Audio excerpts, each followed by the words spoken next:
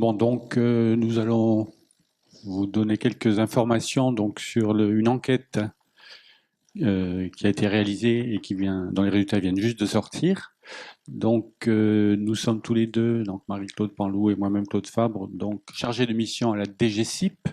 Donc DGCIP pour les non-initiés, ça veut dire Direction générale de l'enseignement supérieur et de l'insertion professionnelle. Et donc, nous avons été chargés d'organiser et de réfléchir aux résultats donc, sur une enquête sur la recherche dans le champ de l'apprentissage et de l'éducation. Donc, état des lieux et perspectives, hein, donc c'est ça le titre. Et donc, nous allons vous en donner quelques résultats, évidemment. On ne va pas vous asséner des chiffres et des diagrammes crouler sous les camemberts. Hein. Donc, on va vous donner quelques petites focalisations sur des résultats que nous pensons importants. Donc, une enquête nationale donc, a été lancée. Effectivement, donc on y a pensé, enfin, la direction y a pensé il y a à peu près 2 ans, hein, donc ça a mis un certain temps à se mettre en place, mais enfin, on espère qu'on a fait du bon travail pendant ce temps-là. Donc, enquête nationale sur la recherche en éducation qui fait écho donc à la création des SP, évidemment. Tout ça est dans le mouvement qui a été lancé et engagé par la création de donc, cette nouvelle méthode, une nouvelle organisation de la formation des enseignants.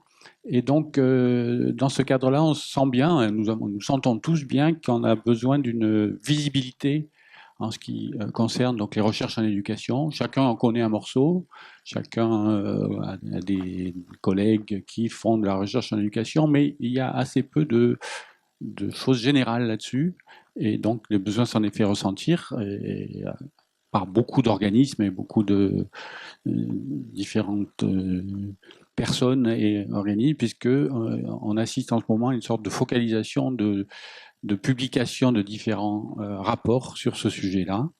L'idée aussi, c'est que à partir du moment où on connaîtra les choses, on pourra être plus actif dans la restructuration de ce domaine-là. Même si déjà il y a beaucoup de choses qui a été fait, mais ça permettra de le faire de manière plus synthétique peut-être.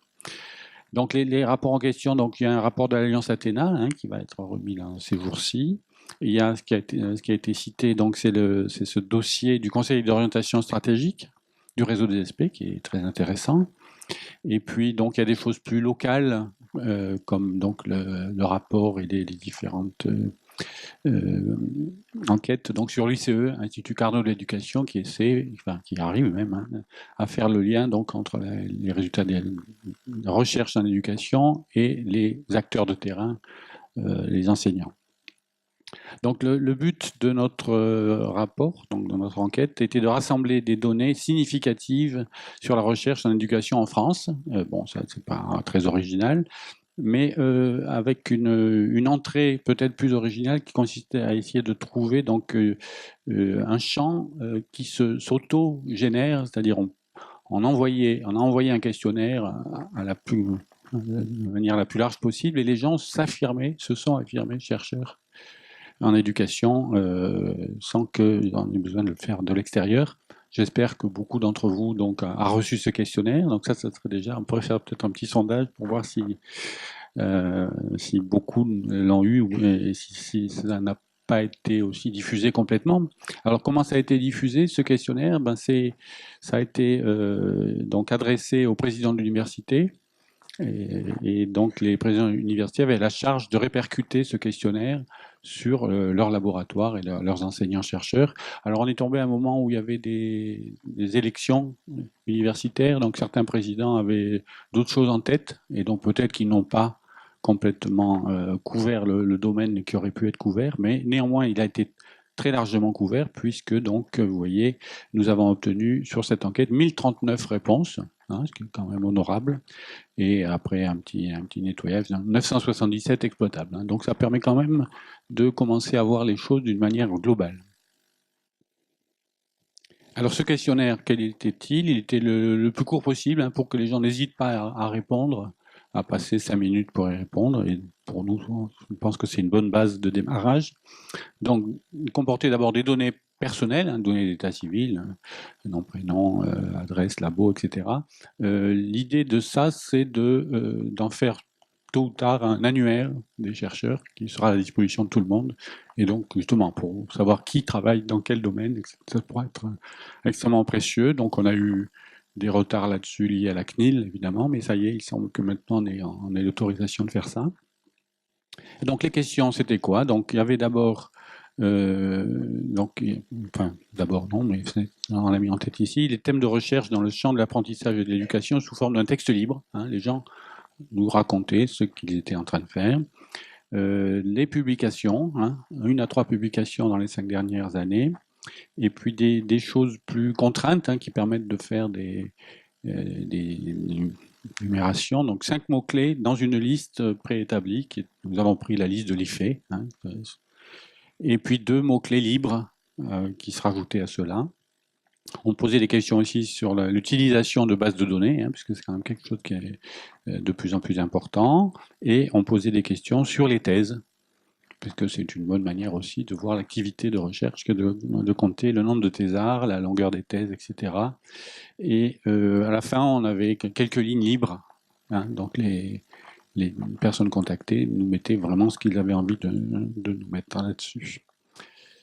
Alors, on va vous donner donc quelques résultats de tout ça. Donc, ces résultats figurent donc dans un rapport là qui vient juste d'être relié et imprimé et qui va commencer à être diffusé à partir d'aujourd'hui justement. Donc aujourd'hui, les directeurs d'ESP auront le privilège d'avoir un exemplaire. Et puis on va le diffuser. Et la meilleure manière de la diffuser, évidemment, c'est sur le web. Donc il va être mis en ligne et dès que nous saurons l'adresse, donc sur le site du ministère, mais dès que nous connaîtrons exactement à quel endroit de ce site il se situe, donc on le diffusera au maximum par l'intermédiaire du réseau des SP et puis de plein d'autres choses. Voilà, donc ça n'est pas forcément la première enquête sur ce sujet, évidemment. On a essayé de comparer aussi avec ce qui existait, et l'enquête la plus générale qui existait, c'était celle du CNCRE. Donc CNCRE, ça veut dire, je me rappelle plus bien, Comité national de coordination de la recherche en éducation, voilà, qui date d'une dizaine d'années, et donc qui est en plus d'une vingtaine d'années. Et donc, dans les résultats ont été repris dans le rapport PRO de 2001, qui est un rapport très, très détaillé sur l'état de la recherche en éducation en France. Évidemment, donc les autres enquêtes existent aussi, et tout ça va être mis en commun le plus possible pour justement arriver à avoir cette vision globale que nous cherchons à avoir.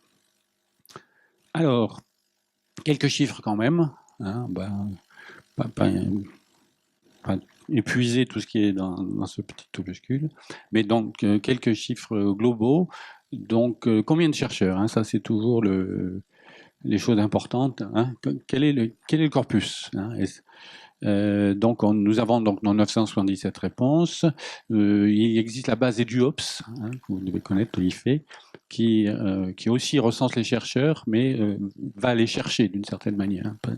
Et donc il s'avère que donc il y en a 471 en France, et donc si on regarde les recoupements entre les deux bases de données, il y a 197 qui appartiennent aux deux bases, donc 200 et quelques qui n'y appartiennent pas. Donc ça nous permet d'avoir un nombre total plus grand. Est-ce exhaustif? Non, forcément, puisque je pense que déjà ici, il y a des gens qui n'ont pas été touchés. Différents éléments, parce que évidemment c'est une question qu'on nous pose, combien au total, et on ne peut pas répondre complètement là-dessus, mais différents éléments nous portent à croire qu'on a touché environ 50 à 60% des enseignants-chercheurs, on peut le voir sur des morceaux plus petits. Le rapport PRO signalait quelque chose comme 1300 enseignants-chercheurs. Le réseau des SP signale 960 enseignants-chercheurs, dont 606 publiants. Bon, on va dire que s'il y a quelque chose comme 1800 à la louche enseignants, vous voyez, le domaine est loin d'être négligeable, mais il n'est pas non plus dominant dans le système d'enseignement supérieur français. Les revues, alors est-ce que c'est représentatif? C'est pas exhaustif, mais pas trop loin. Est-ce que c'est représentatif? Ça doit être assez. On a du mal aussi à répondre à cette question. Il y a quelques biais, parce que justement, si on rate un labo, si le président de l'université n'a pas donné n'a pas transmis un labo donné, on perd tout ce labo-là, et donc on perd une partie. Mais néanmoins, ça doit être quand même un bon système. Alors, les revues, puisqu'on a posé aux questions sur ces revues, 722 revues identifiées dans lesquelles nos chercheurs ont publié, et dont 33 visibilités internationales. Donc ça montre à la fois l'importance et la dispersion extrême de ces recherches. Les thèses, 482 thèses soutenues depuis 2011, sous la direction des répondants, et en ce moment 834 thèses en cours. Oui, toujours pareil, un domaine vraiment non négligeable et de bonne tenue des recherches en sciences humaines en France. Donc ça s'articule en 62% en sciences de l'éducation, 10% en sciences du langage, 6% en psychologie et 5% en informatique. Alors, au niveau des laboratoires identifiés, alors là, on peut recroiser avec une autre base de données de l'Alliance Athéna, qui recense là les laboratoires un par un. Donc, 33% de ces laboratoires sont des UMR, et là aussi, dispersion. Plus de la moitié de ces laboratoires, dans ces laboratoires, il n'y a qu'un seul chercheur en sciences de l'éducation. Voilà, donc je passe la parole à Marie-Claude. Merci. Alors, on vient de vous dire qu'on avait identifié, alors bien entendu, il n'y a pas 275 laboratoires. Les répondants font apparaître 275 laboratoires. Et bien entendu, c'est à croiser avec d'autres approches actuellement. L'intérêt de notre approche, c'est pas, vous voyez sûrement pas très bien les chiffres et c'est pas très important. C'était juste ce qu'on a essayé de voir, c'est si ces chercheurs qui nous répondaient, donc la moitié étaient les seuls à citer ce laboratoire-là. Encore une fois, il y en a peut-être d'autres dans ce laboratoire, mais ils n'apparaissaient pas dans cette enquête. Ça nous a permis quand même d'identifier 275 laboratoires, et c'est quand même intéressant, dans lesquels il y a au moins un chercheur en éducation. Ce qui est intéressant, c'est d'abord de se dire que il y a des laboratoires faciles à repérer parce que ils sont dédiés à des questions d'éducation et d'apprentissage, et cela, personne ne peut les manquer. Puis il y en a d'autres dans lesquels les axes principaux ne surgissent pas comme relevant de l'éducation, mais il y a un psychologue, il y a un juriste, il y a un philosophe, il y a un historien, ou deux ou trois, qui s'intéressent à ces questions d'apprentissage et d'éducation. Et les modalités de surgissement en fait, des réponses nous ont permis de les repérer. Alors, sur cette carte-là, qui est à croiser, elle n'a d'intérêt que croiser avec d'autres, ce qu'on voit quand même, c'est qu'il y a une répartition nationale. Il n'y a pas une sorte de... Nous n'avons pas eu dans les répondants, par exemple, tout d'un coup... 40 laboratoires qui auraient surgi quelque part et puis 4 ailleurs. Bien entendu, il y a des effets de masse là-dedans. Un point que nous avons regardé, puisque c'était l'une de nos entrées, c'était de demander la section CNU des répondants. Nous avons beaucoup travaillé avec cette entrée CNU, ce qui n'est pas le cas dans le rapport du CNCRE et du rapport PRO qui a suivi, et ce qui quelquefois empêche un peu de voir finalement à quelle section appartiennent les chercheurs répondants. Donc voilà, ce qui nous a semblé assez flagrant ici, c'est que parmi les répondants, et là encore on est prudent, c'est pas forcément parmi les chercheurs en éducation français, les pourcentages différeraient peut-être, malgré tout parmi les répondants, on a une place importante, indéniablement importante et attendue des sciences de l'éducation, avec 40% de répondants. Mais vous le voyez, les recherches en éducation, les gens qui se sont considérés comme relevant du champ de l'éducation à l'apprentissage sont bien plus nombreux que simplement des chercheurs en éducation. Beaucoup de sections du CNU représentées, vous les voyez là dans cette pyramide, avec quand même 10%, 7% dans l'ordre, hein, la psychologie, les sciences du langage, l'informatique, les STAPS, puis la sociologie, voilà. Et ce qui nous a, il y a quand même eu 45 sections représentées dans les répondants. Donc voilà, je vous résume dans cette diapositive ce que je viens de dire, avec peut-être cette confirmation de ce discours qu'on a beaucoup, et qui crois maintenant fait consensus pour dire ne parlons pas de sciences de l'éducation au sens section CNU, mais parlons de recherche singulier au pluriel en éducation. les disciplines en fait que nous avons pu isoler et les sections CNU que nous avons pu faire remonter font apparaître une place assez mineure de la sociologie dans ce paysage de la recherche en éducation et assez inattendue puisque dans le rapport du CNCRE, il était dit, mais encore une fois pas par l'entrée section CNU, il était dit qu'un cinquième des recherches se faisait en sociologie. Or, dans l'enquête d'Aix-Marseille, et on a oublié, mais vous l'avez vu sur la diapositive, de remercier Jacques Ginestier, qui a fait le premier cette enquête et auquel on devait, mais on l'a bien écrit sur la diapositive, on devait ce premier questionnaire. Dans l'enquête d'Aix-Marseille, Jacques, vous remarquez aussi une relative faiblesse de la présence des sociologues et vous en faisiez une explication plus locale et conjoncturelle. On retrouve la même chose. Alors, il faut être encore une fois très prudent. Est-ce que les sociologues ont un peu désinvesti de champ d'éducation, première hypothèse. Est-ce qu'ils n'ont pas beaucoup répondu parce qu'ils n'ont pas été très touchés par cette enquête? Possibilité. Est-ce que les sociologues sont davantage présents dans la section sciences de l'éducation elle-même, c'est-à-dire qu'ils viennent de sociologie, mais désormais on ne peut plus les repérer en tant que tels dans la section 70. Peut-être toutes ces explications sont-elles à voir, mais c'était suffisamment important pour qu'on le signale et qu'on continue à regarder cela. Autre point important par rapport au rapport pro, un surgissement complet d'une discipline qui n'apparaissait pas en 2001, l'environnement informatique pour l'apprentissage humain, travailler à la fois, on le voit par les informaticiens qui vraiment s'imposent dans ce paysage de la recherche en éducation, ce qui n'était pas le cas précédemment, et aussi par les psychologues. La répartition des chercheurs, nous sommes intéressés puisque nous avions ce prisme formation des enseignants, et c'est un peu l'originalité de cette approche, par des chercheurs et dans le prisme formation. On a essayé de savoir comment ils étaient répartis, toujours nos répondants, entre SP et UFR. Alors ça, c'est relativement fiable parce que je pense que l'enquête, elle a été bien relayée auprès des SP, par le réseau des SP, etc. Et donc, on n'a certainement pas fait le plein, on ne fait jamais le plein, mais on a quand même dû avoir une vraie représentativité des SP. Et vous voyez que cette recherche en éducation, ce n'est pas une surprise, elle ne s'effectue pas seulement en SP, parce qu'on a environ 40% des chercheurs répondant dans l'ESP. Ce que je crois, c'est que ce qui nous semble, c'est que ça confirme l'intérêt du projet SP et pas seulement d'une focalisation sur SP composante, mais bien l'idée que l'ESP composante, elle est au cœur de quelque chose qui la déborde, qui est un projet qu'il faut arriver à faire vivre, ce qui n'est pas toujours le plus facile. Autre chose, ces chercheurs donc qui sont répartis dans des composantes universitaires différentes, ce qui n'est pas le cas dans tous les pays. On peut avoir les chercheurs en éducation tous rassemblés sur les lieux de formation. Là donc, composantes différentes, et les disciplines elles-mêmes, c'est pas réparti de façon homogène. C'est-à-dire que les 40 et les 60%, on retrouve pas toutes les disciplines de la même manière. Il y a manifestement des disciplines, et vous le savez, mais simplement on a pu l'objectiver, qui sont davantage focalisées. Les chercheurs sont davantage dans les SP et d'autres chercheurs, pas du tout.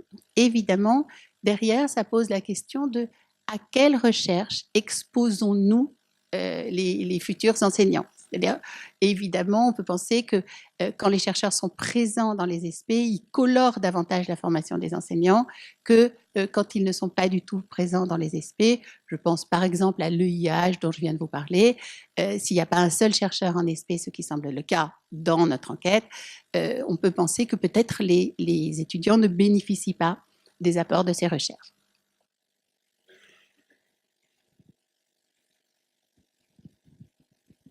Bon, donc là, on va essayer d'avancer un petit peu et de voir un petit peu plus précisément quels sont les thèmes importants.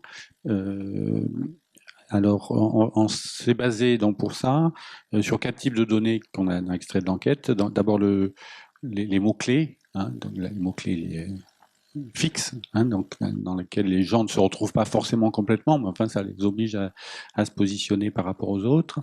Ensuite, nous avons les discours libres, donc on leur demandait indiquez brièvement vos thèmes de recherche. Et après, ils mettaient ce qu'ils voulaient. Donc à partir de là, il faut faire une analyse lexicographique, puisqu'on n'a plus de dénombrement possible simple. Ensuite, il y a les mots-clés libres qui relèvent du même genre d'analyse. Et puis, alors un corpus très intéressant qu'on a analysé avec l'aide de plusieurs personnes, parce que c'est un gros travail, les 411 résumés de thèse. Le résumé de thèse, ça contient bien les recherches actuelles de tous les gens qu'on a pu contacter. Et donc, à partir de là, et donc on va vous donner quelques illustrations de ça sur les différents corpus. Donc, on a pu identifier 4 grands axes de recherche. La première et la plus importante donc, concerne l'apprentissage. Et c'est quelque chose qui nous a interrogé et étonné un petit peu, et difficultés d'apprentissage. Et vient ensuite seulement la didactique des disciplines, et puis donc les questions de développement professionnel, de formation, et enfin les questions éducatives proprement dites.